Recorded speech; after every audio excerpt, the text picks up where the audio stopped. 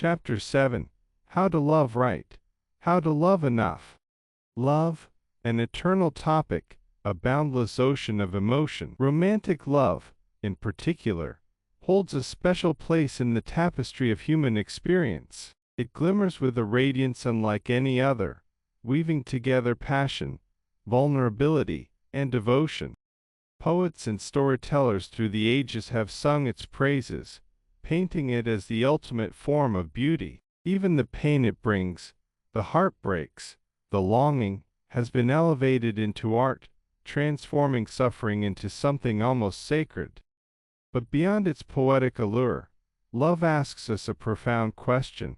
How do we love in a way that is right? How do we love in a way that is enough?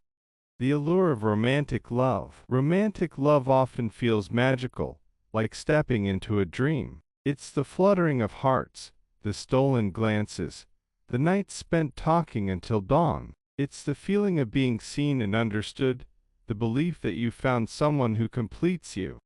Yet, in its glow, we often forget that love is not just about receiving. True love demands giving, giving of yourself, your time, your patience, your understanding. Love is not just a feeling, it is a choice, an action, a responsibility.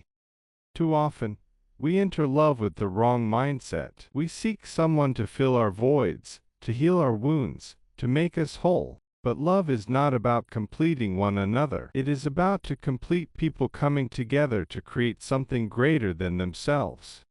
When love becomes misguided, in our quest for love, we sometimes lose sight of its true essence. We cling too tightly, mistaking control for care. Or we give too much of ourselves, sacrificing our own happiness for the sake of another. We measure love by grand gestures, forgetting that the truest expressions of love are often found in the smallest acts, a comforting word, a quiet presence, a shared laugh.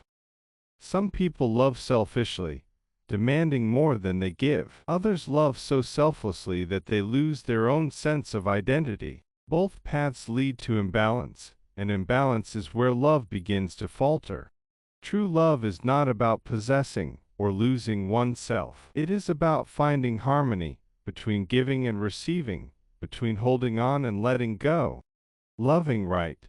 The pillars of healthy love. Respect.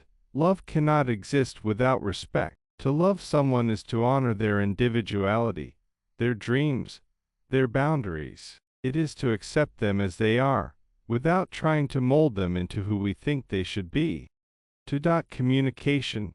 Love thrives on honesty and openness. Misunderstandings and unspoken expectations are the silent killers of relationships. To love right is to listen deeply and speak truthfully, even when the conversations are hard. Patience. No one is perfect. Love requires the patience to navigate each other's flaws, to weather the storms, to grow together. It is understanding that love is a journey, not a destination. Independence. A healthy love allows space for individuality. It does not suffocate or cling. It recognizes that two people can walk side by side without merging into one. Loving enough. The depths of true love. Self-love comes first. You cannot pour from an empty cup. To love someone fully, you must first love yourself. This means knowing your worth, setting your boundaries, and taking care of your own needs. Self-love is not selfish. It is the foundation of all other love. 2. Acts of kindness. Love is a verb. It is not just words whispered in the dark but actions that speak louder. Small, consistent acts of kindness build a reservoir of trust and affection that can withstand even the toughest times. 3. Sacrifice, but not surrender. Love often calls for sacrifice, but it should never demand the surrender of your values, your dreams, or your self-respect. True love lifts you up. It does not weigh you down. 4. Forgiveness. To love is to forgive, over and over again. Not blindly, not without accountability, but with a willingness to move forward together.